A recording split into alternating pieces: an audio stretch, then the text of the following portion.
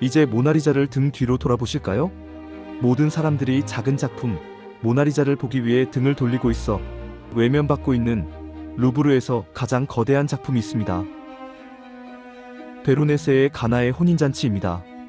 이 작품은 모나리자 때문에 루브르에서 가장 외로운 그림이라는 별명도 가지고 있답니다. 작품의 크기는 가로 약 10m, 세로 7m, 면적만 67제곱미터가 넘는 압도적인 크기입니다. 이 작품을 그린 화가는 파올로 베로네세입니다. 그는 티치아노, 틴토레토와 함께 베네치아 르네상스의 3대 거장으로 꼽히죠. 베로네세는 특히 화려한 색채, 극적인 연출, 웅장한 구도로 유명했습니다. 마치 연극 무대를 보는 듯한 구성이 그의 트레이드 마크였죠. 덕분에 당대 베네치아의 귀족과 교회는 그에게 끊임없이 대형 작품을 의뢰했고 그는 색채의 마술사라는 별명까지 얻었습니다. 가나의 혼인잔치는 그런 그의 명성과 실력을 집약한 대표작이라 할 수 있습니다. 이 작품은 1562년 베네치아의 산 조르조 마조레 수도원에서 의뢰했습니다. 수도사들이 식사할 때 바로 뒷벽 전체를 장식하도록 제작된 거죠. 수도사들은 그림 속에 가능한 한 많은 인물을 그려달라고 했다고 합니다. 그래서 작품 속에는 무려 130명이 넘는 인물이 등장합니다. 그런데 당시 베로네세가 이 작업으로 받은 보상은 324두카트, 수도사들과의 식사 그리고 와인 한 통이었다고 합니다. 그의 평판이나 작품의 규모로 봐서는 상당히 적은 금액이었죠. 그림 속에서 우리는 당시 베네치아의 풍경을 만날 수 있습니다. 연회장의 건물은 고대 로마 양식과 베네치아 르네상스 양식이 어우러져 있습니다.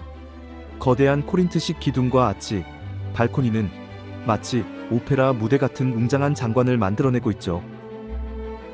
잔치에 참석한 인원들도 동서양의 다양한 화려한 복식을 하고 있습니다. 이것은 당시 베네치아가 다양한 국적의 사람들이 모이는 국제적인 도시였음을 보여줍니다. 베네치아의 한 성당에 있었던 이 거대한 작품이 어떻게 파리로 오게 되었을까요? 이 그림을 가져온 인물은 바로 나폴레옹이었습니다. 1797년 나폴레옹은 이탈리아를 침략하고 이 작품을 파리로 옮기도록 명령했습니다. 그런데 그림의 크기가 너무 커서 그대로 옮길 수는 없었죠.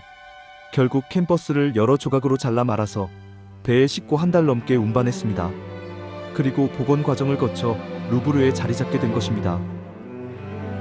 지금 베네치아 수도원에는 정교한 디지털 복제품이 그 자리를 대신하고 있습니다. 이 작품은 신약성경 요한복음 2장에 나오는 물을 포도주로 바꾼 예수의 첫 번째 기적을 담고 있습니다. 작품 속 이야기는 예수와 그의 어머니 마리아가 가나의 한 친척의 결혼식에 참석했다가 벌어진 사건을 기록한 내용입니다.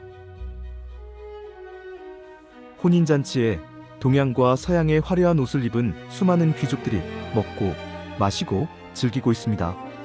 또 많은 하인들이 음식을 준비하고 술을 따르느라 분주하죠. 중앙에는 악단들이 음악도 연주하고 있습니다.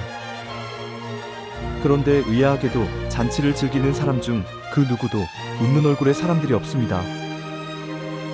왼쪽 끝에는 신랑과 신부가 화려한 옷을 입고 앉아있지만 그들조차 무표정한 표정입니다. 이것은 이 그림의 제목이 혼인잔치지만 주인공은 신랑 신부가 아니기 때문입니다.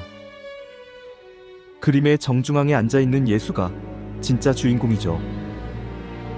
중앙의 예수와 성모 마리아의 머리에는 광채가 나타나고 예수는 그림 속 인물 중 유일하게 정면으로 관람객을 바라보고 있습니다. 사건은 이렇습니다. 많은 하객들이 참석한 잔치 중에 포도주가 떨어진 것입니다.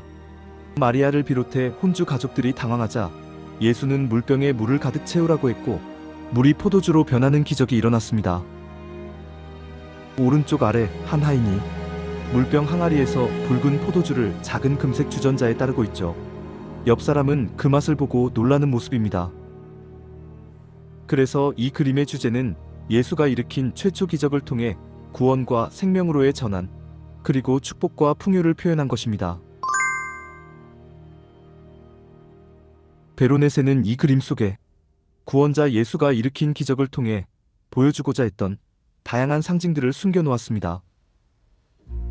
그림 속에는 많은 동물이 등장하는데 개, 고양이, 앵무새도 보입니다. 일부 해설가들은 모든 존재가 초대된 잔치라는 의미라거나 고양이는 혼돈과 불안, 개는 결혼의 충성심을 표현한다고도 해석합니다. 예수 머리 위 발코니에서는 양고기를 자르고 있는 남자가 있고 이것은 훗날 예수의 희생을 암시하는 것이라고 합니다. 중앙에 예수 옆에 앉은 마리아는 검은 베일을 쓰고 있는데 이것은 아들의 죽음을 예고하는 상징입니다.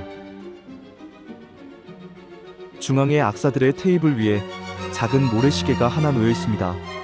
이것은 인간의 유한한 삶과 흘러가는 시간, 그리고 예수에게 중요한 순간이 왔다는 것을 의미하죠. 이러한 종교적 상징 외에도 베로네세는 그림 속에 자신이 담고 싶은 것들을 그려놓았습니다. 정중앙의 연주자들은 작가와 동시대의 거장들인 실존 인물들입니다. 흰 옷을 입고 비올라를 연주하는 인물이 베로네세 자신이고 붉은 옷을 입고 콘트라베이스를 연주하는 인물은 티치아노, 푸른 옷의 바이올린 연주자는 틴토레토, 터번을 쓴 피리 연주자는 바사노입니다. 마치 당시 베네치아파 예술가들의 단체 기념사진같이 동시대 예술가들을 그림 속에 남겨놓았죠. 여러분이 작품을 감상하면서 숨은 그림 찾기처럼 작품의 상징들을 하나하나 찾아보세요.